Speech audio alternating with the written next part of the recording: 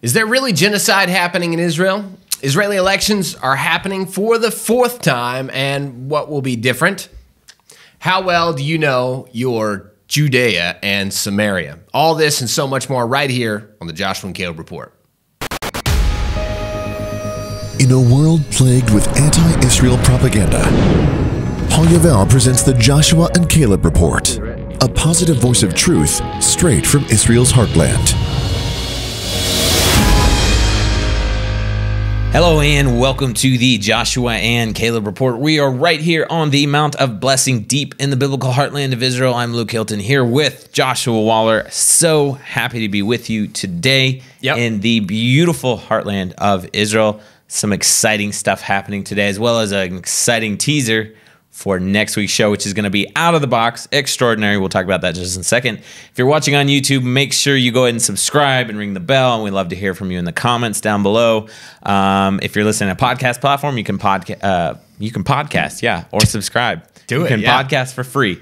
You can subscribe or follow for free on Apple Podcasts, Spotify, everywhere you listen to podcasts. And we're also on Rumble. Link is in the description below if you're watching on YouTube, and you can subscribe there. The big announcement before we get to the next week's episode, which is totally going to be awesome, is that the Joshua and Caleb Report is part of the Joshua and Caleb Network, which you probably know already, but we have fully launched 3 different shows coming out of the biblical heartland every single week, weekly article, plus short films, all kinds of other videos, and it's all at a brand new website called joshuaandcaleb.com, and you can go there and subscribe completely free. Doesn't cost anything, and you get all these shows and content delivered to your email inbox every single week. You don't want to miss it. The Joshua and Caleb Network with 3 different shows. We're talking about Torah portions with the Orthodox Jewish rabbi. We're talking the brand new show with your dad, Josh, called Talking Israel. That's right. Meaning the people of Israel, the land of Israel, so much more. And of course, our show, plus the Heartland Report, which comes out every Friday, and so much more. So you got to go to joshuaandcaleb.com and make sure you sign up to get all this content delivered right to your email inbox every single week. We're so excited. We're growing. And Luke, this is just the stuff that has to be said. I mean, this is stuff that's not coming out from anywhere else. That's why the network is so important, I believe, is that you're not going to hear what you're hearing on the Joshua and Caleb Network anywhere else.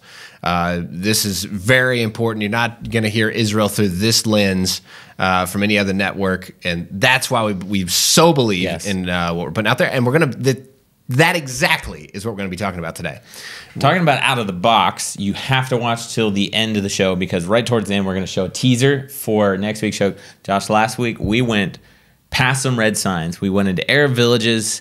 We got interviews. We got footage of the Palestinian people. We met the people. We met the places up close and personal, and we're releasing that next week. And like this show, we went out of the studio. It's completely out of the box, and it's raw and up close. We're not hiding anything. We're showing you exactly another side of Judea and Samaria that is not normally seen. Couldn't be more excited about it. But we'll show a teaser for that right towards the end of the show. So stay tuned for that. You said we went through red signs. Is that like red lights? Like, okay, the red signs. The red are signs big are kind of like the place you don't really typically go. Yeah, it's about like running a red sometimes. Like, but it could be legally, dangerous. Yeah, I mean, we're Americans, so it's all legal. Okay, guys, talking about being American, we're going to talk about something, Luke. We've not talked about this. We haven't mentioned it, and everybody's been wondering why have they not talked about it. Every news network. If you could find one that hasn't talked about this, I'd be very surprised. We're going to go ahead and talk about it because, Luke, we've actually just now realized there's something that we need to talk about. Before, there wasn't really anything we need to talk about on this subject, and the subject is vaccinations. Now, here in Israel, we're a strong supporter. In our American roots, we are strong supporters of people having their own opinions, and we love it. Actually, it does me. Yeah, to be clear, we're American citizens. We're huge supporters of democracy and freedom of movement and choice and speech and all that good stuff. Freedom, that's what we represent. When I see like big rallies being held this side or that side, I'm like, great. This is fantastic. People feel freedom to do that. And you know what? This is what we're going to talk about. Yeah. Some people are doubting that Israel is a place where there is that freedom. We're going to make it very clear today. There's some places in Israel where you may see a little bit more, you have farther side, you have more conservative, you have more liberal sides, and it's a little bit probably more on a liberal side than what we see in America. Now, America's changing a lot in that regard too, rapidly. But Israel has been on a slow move to go conservative. Which is really have a really cool incredible. Number later in the show when we talk about the politics and the upcoming election here in Israel. I don't know of any other country that is growing more conservative. Right. Israel's a nation that's growing more conservative year by year, not just generation by generation. Like that's pretty slow. Year by year, they're growing more and more conservative. And actually, along with these elections, we're going to talk about that in a little bit as well. We're also seeing Israel's growing more conservative. So along with that, there's a little thing going around, and we just got to touch it because when somebody says... Well, I think if we were not addressing, it wouldn't be little. It wouldn't be so little if it wasn't such a big topic. We weren't addressing it. If it was a little thing, we wouldn't mention it. Right. Okay, this is big. When somebody says that the vaccination process here in Israel is equals genocide, pre-Holocaust. Yeah. One person even said that. I think they were saying, they weren't exactly clear, but I think they were saying the vaccine is the Antichrist, which I don't quite understand how that works. We're going to have to get some Christian theology. A lot of people are saying it's the mark of the beast. People are saying Israel's killing off its population by trying to force vaccinations on the entire country so quickly. People are saying Israel's a prototype for the rest of the world. They're a giant test lab for Pfizer and other vaccine companies. So this is the stuff that's going around, and I think the reason we're addressing it is because it's coming from the pro-Israel Christian community. So the believing community, people that are pro-Israel, but they're believing things that are going around about Israel like this. And it can easily be turned into an anti-Israel propaganda. That's what we're warning against. And I guess that's why we're addressing it now. That's right. To be clear, like we mentioned, we're Americans. We believe in democracy. We believe in freedom of speech. We believe in freedom of choice and movement. Everybody should have the right to choose whether or not they want to take the vaccine or not. We're not taking a stance on the vaccine itself, okay? And we're not pro the green passport program that's happening here in Israel. But what we want to do is stop bust the myths of the rhetoric that's going around using terminology like genocide or Holocaust, because it's just, it's not happening. No, it's not happening. And there are genocides happening in other places of the world.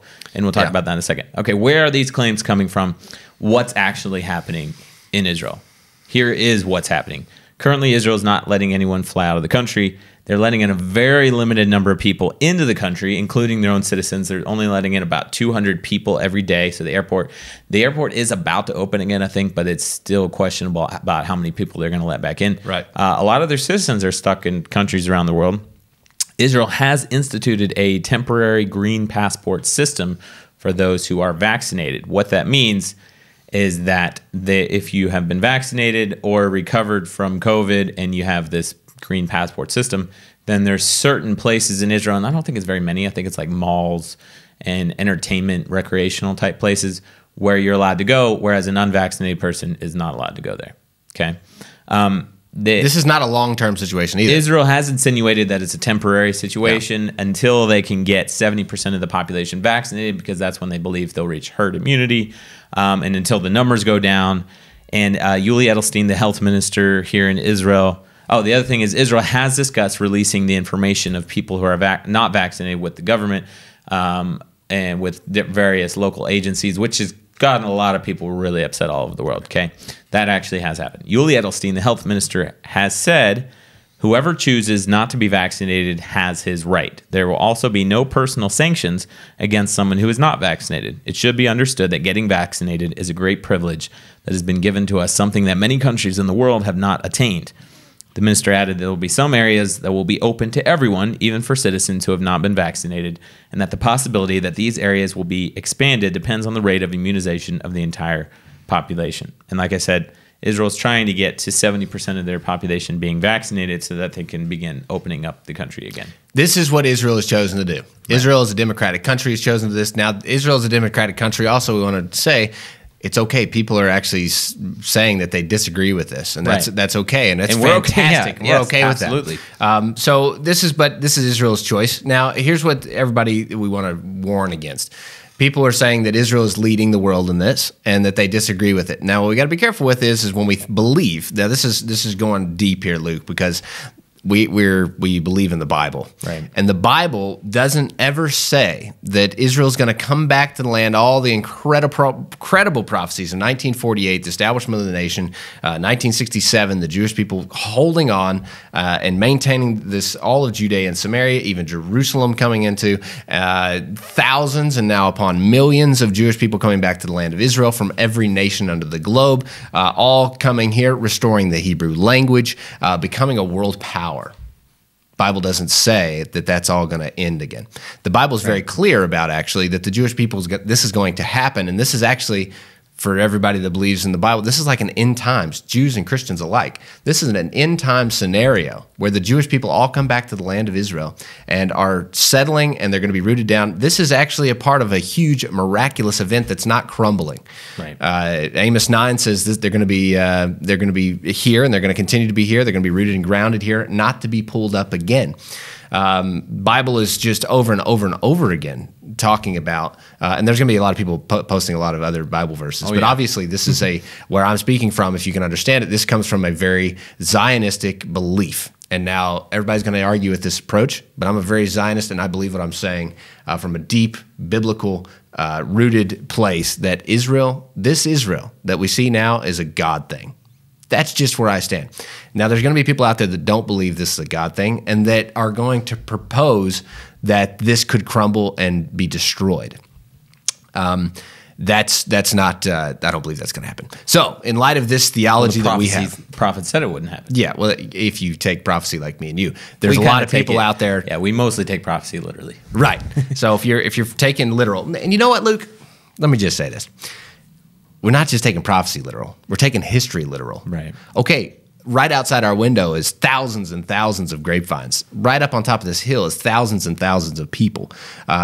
Name one thing after another, miracle after miracle, ancient ruins being restored. Every prophecy that's in the book is just going pop, pop down the list. You'd have to be just absolutely ignorant of biblical prophecy to say that it's not happening. Right. It just is happening. That's a fact. Nobody can argue. I don't care if you have a different theology about prophecy or not. Nobody can argue that literally the prophecies of Jeremiah and Amos and Joel and Ezekiel and all the guys, they all are happening, literally, down to the jot and tittle. They're happening right now in Israel. So with that backdrop, genocide, Israel in a genocide? No.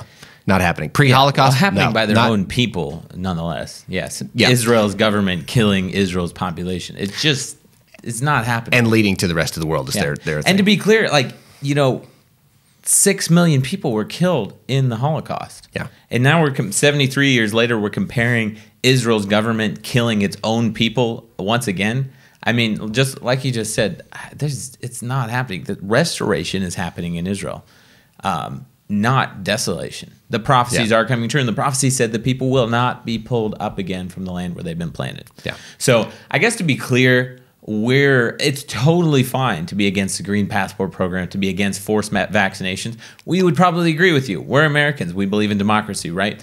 But don't be very careful. Please don't use the term genocide. Don't use the term Holocaust. Don't use the term mass murders and Israel killing off its population. You're definitely crossing a red line if you've gone to that place. That's correct. Okay, I think that's clear enough, Luke. I think we've made that clear. Now let's talk about something that actually is. There is genocide. Is there genocide happening in other places? And what does it look like in compared to this? Now, you can say that, pushing people to do something, that's just not genocide. Genocides are happening in China. Genocides are happening in Syria, Sudan, South Sudan, Ethiopia, Yemen, Iraq, Myanmar, Nigeria, and Somalia. Those are just to name a few. And this is people people actually being killed. Literally being murdered. On a high level. Like genocide. These are definitions literally of genocide that are happening. And that's happening right now. We have the Iranian Supreme Leader, Ali Husseini Khomeini. Gotta love the Southern accent for his name. He would probably not even turn around if I was even working. You're right. That's okay. So he says the annihilation, Israel's annihilation is the only real cure. Mm-hmm. Now, talking about cures, this is when we're talking about genocide. When people like the Iranian Supreme Leader says something like this. He says, while waiting for an end to this cold-blooded, murderous regime, mighty armed resistance is the only way to deal with it.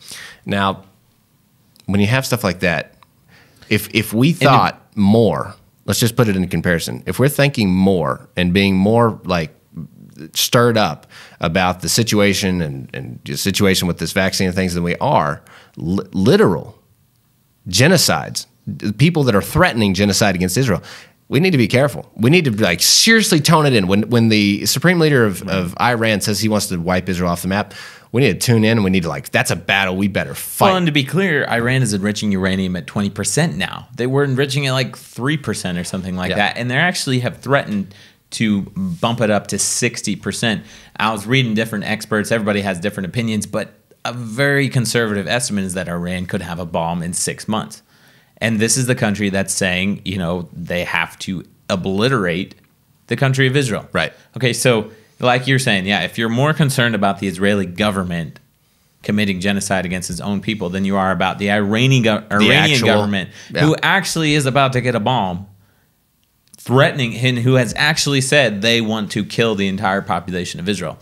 Need to get your priorities. Let's get the priorities straight. And actually, Luke, good news is that Israel's actually joined the Gulf states. It's kind of a top thing. It's not confirmed yet, even that they're trying to get an ally together to just focus on Iran and the nuclear situation. So thankful for that. A little bit of news on that. Israel accused just last week Iran of attacking one of its cargo ships in the Gulf of Oman.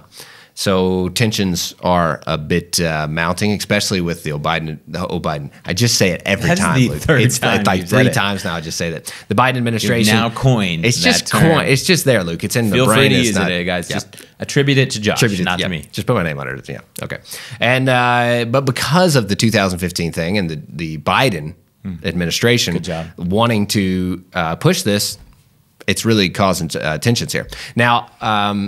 And Iran actually bombing now they denied it, but Bibi, this is Bibi's quote. Israel Prime Minister Bibi Netanyahu said on Monday in an interview here on radio in Israel, a local station here in Israel, Iran is Israel's greatest enemy, and we are striking it across the region. That literally, that's Bibi's quote. So that's a real situation that's happening, and Israel's also reporting that Israel is planned to launch strikes in Syria on Iranian spots there in Syria. So a little bit of heat going on here in Israel with actually dealing with a threatened genocide against the people of Israel. That infuriates me when I hear a genocide against the Jewish nation. I'm telling you, if you want to talk about 1930s and 40s, you need to talk about it and remember what was happening. There was a threat to annihilate the people of God. And as Christians, we have another threat right on our tails right now, and it's a threat of Iran that wants to threaten the Jewish existence on the planet, the people of God, right? Let's just be very clear about it. We're not anti-Semitic. We believe that God chose a people. We're going to just state that. That's one of our biggest things here at the Joshua and Caleb Network here, Luke. We believe the Jewish people are chosen by God, and we're going to stand with them no matter what, right? So we're going to just go ahead and say it. When somebody threatens the Jewish people, we're not going to have it. We're not having it. That's right. So this is a big deal. Okay, what's happening with the elections and politics here in Israel? I'll give you a brief brief update. Probably know Israel is having elections on March 23rd. These are the 4th elections in just 2 years. Latest polls, and I won't go through all of them because it's confusing. There's so many parties here in Israel's government. 2 top parties are the Likud, which is Netanyahu's party, now considered center-right, more center than right. And then Yesh Atid is the second biggest party, which you're probably wondering who in the world that is. That's Yair Lapid, which is the far left, just to the right of the Arab parties, I would say. And Likud's polling at 28 seats. Yesh Atid's polling at 19 seats. The Never Bibi bloc these are basically right-wing and left-wing parties who have vowed not to sit in the government with Netanyahu. This is where it could get dangerous with elections, and who knows, they might go to 5th elections based off of the polls right now. A little bit about Netanyahu. 1 year ago, I didn't realize this, he passed David Ben-Gurion as the longest-serving prime minister in Israel's recent history. His policies used to be very right-wing. Now he's considered very center, a little bit right, but that doesn't mean his policies are necessarily bad. He's very, very strong, done a whole lot of good for Israel. You also have Naftali Bennett. You have Gideon Sa'ar, which are both right-wing parties. But they're both anti-Netanyahu and both like sucking votes away from the Likud party and the right-wing parties, which is dangerous because that means the Yair Lapid, who is very much just sitting in the background, being very quiet. He's not even saying that he wants to be prime minister. It's very dangerous because if all the right-wing parties fight with Netanyahu and the Likud and ends up in the elections, they can't form a coalition because everybody's so against sitting in a government with Bibi Netanyahu. Right. Then all you have left over here is Yair Lapid, who might sit with the Arab parties, might sit with Avigdor Lieberman. He might pull in some right-wing parties, and you just have a big, huge mess. And if he becomes prime minister, you have a huge, huge mess. And I didn't realize you were talking about a country that's becoming more and more conservative. Yeah. This is from Caroline Glick. Less than 10% of Israelis identify themselves as leftists. And in like recent history, all of the elections, I think it's something like 2/3 people vote like right wing. It's crazy. Like the people are not so much liberal when it comes to the politics and putting a government and a coalition in place. So if you have 10% of Israelis that identify as leftists, but you easily could have a leftist, very leftist prime minister who might even sit with the Arab parties, some of whom actually try and go and visit terrorists in Israeli prisons. Yeah. You could have a disaster in the government. Yeah. So predictions for this election on March 23rd, Netanyahu wins narrow majority and forms a coalition with Naftali Bennett, who is, he hasn't said for sure if he wouldn't sit with Netanyahu, and maybe some other right-wing parties. You got the ultra-Orthodox who would probably sit with Netanyahu. Or Yair Lapid wins a narrow majority and forms a coalition with Arab parties and probably Gideon Sa'ar. I don't think Naftali Bennett would join with him. Avigdor Lieberman probably would. So it's a narrow race, and anything can happen in the next 3 weeks. But if something doesn't change, these fourth elections in the last 2 years are pretty much deja vu, same thing happening over again. Doesn't look like anybody's going to be able to put together a strong, stable government. You know, the good news is, Luke, is that there's a really juicy prophecy here in Israel by a big-time rabbi that says when there's no, when elections don't bring results, that's when the Messiah comes. I keep hearing this over and over. Hey, that's just great. If there can't, like we've been going on years now, actually, without a government, literally. The government that is in now is like not even, like it's really not sustainable. So I know that's like, you know, a lot of people, we're not talking about Bible here. We're just talking about one of those prophecies that's gone around Israel by a big rabbi, a respected rabbi, would note that. Yeah. So fascinating. Absolutely fascinating stories when in regard with that. We'll but literally, we're sitting on literally elections and no leader. That's literally the status of Israel for a while. Okay, guys, super excited. We are going to give you a 30-second teaser for next week's episode. Let's roll that now. Okay, guys, this morning we're going to go bust some leftist myths. We're going to go look at Arab-Palestinian houses all over Samaria, and we're going to see how many people are actually living here. We literally just drove into Tour Messiah. Mayor said, sure, I'll do an interview. So mic'd him up and Josh just interviewed him. I think that might have been a once-in-a-lifetime opportunity.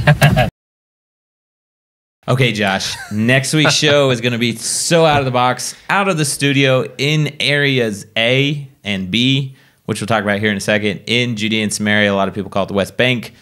And we actually talked to Palestinians from South America, from Chicago, from Los Angeles. Can't give any more away, but you are not going to want to miss next week's episode.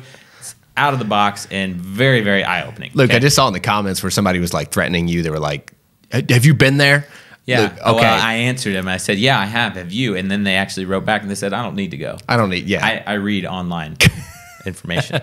Okay, guys, so if you don't believe what Luke says. But I mean, to be fair, we're also online information, so that's why we went out of the studio and we actually met people up close. So we got the video cameras out. You're going to see it. Yeah, you're going to see it next week. So don't have to believe a word we say. Undisputable proof, yeah. Just go watch the cameras. We let the mayor, the Arab mayor of Tour Messiah talk. We didn't. Yeah. As he says. Yeah. It's going to be epic. So in light of that, and kind of to get you ready for that, I thought we'd talk a little bit about how the territory and the demography and geography is divided up here in the West Bank. Okay, 1993, the Oslo Accords happened. They divided up the entire area into areas A, B, and C, or ABCs, right? Mm-hmm. And it was meant to be a temporary designation with the idea that a permanent solution for the Palestinians and Israelis here in Judea and Samaria would be reached within a few years. Right. Obviously, we're talking about, almost 30 years later, and they're still working off of these areas, okay?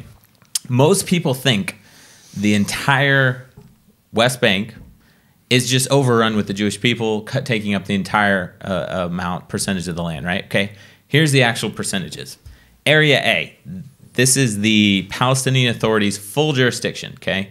The Palestinian people living there, they're under their own civil administration, security administration.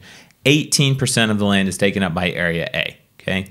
According to the Oslo Accords, this is where it's interesting. Israeli citizens have the right to enter and pass through Area A unmolested, provided they're not involved in illicit activity, in which case the PA can only temporarily apprehend them until they're transferred to the Israeli authorities. Joint Israeli-PA patrols were intended to handle these cases.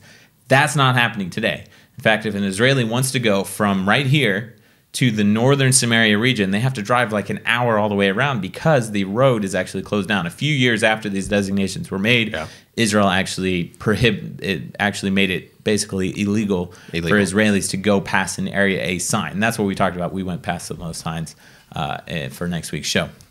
Okay, 18% Area A, full is Palestinian designation. Area B, 22%. This is shared jurisdiction. Israel has security control. PA has civil control. We drive through some of these areas. It's mostly Palestinians living there. A little bit of Israelis from what I understand, but mostly Palestinians. That's 22%. Okay, that leaves us with 60%. Here's where here's where the myth comes in. Area C is 60% of Judea and Samaria.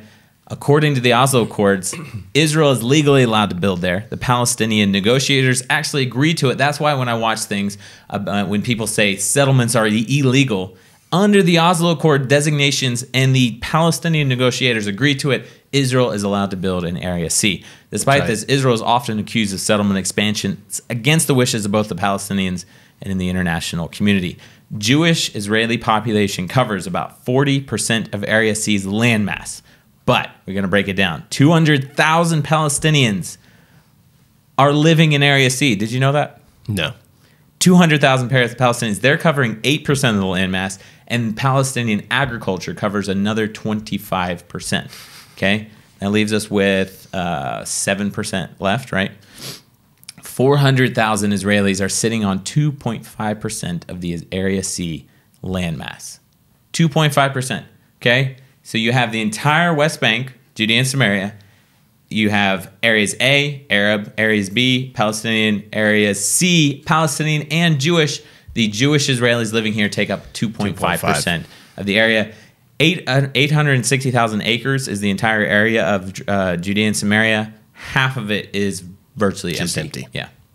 We can see that just by looking around, obviously. So that's a great teaser for next week's show, guys. You don't want to miss it because we're actually going to see all of these places that we just talked about, the actual designations from the Oslo Accords in 1993. You definitely want to stay tuned. Make sure you subscribe to the channel so you don't miss next week's episode. In the meantime, be strong, be courageous, and be the voice of Joshua and Caleb in your generation. I believe in the God of Abraham, Isaac, and Jacob. Hey guys, thanks for watching that show. If you appreciate the work that we're doing and feel like we should reach more people all over the world, there's two things that you can do to help us out. Number one is make sure you're subscribed to this channel. Also ring the bell because that means you get notified whenever we put new videos up. The second thing you can do is tell others about the show. We're still small, but we really have a heart to reach tens of thousands of people all over the world with a message of Israel. So you can tell them via social media, you can put our shows up, you can send our shows via email or messages. But when you tell others about the Joshua and Caleb Network, that helps us grow and reach more people all over the world with a voice of positive truth straight from Israel's front lines.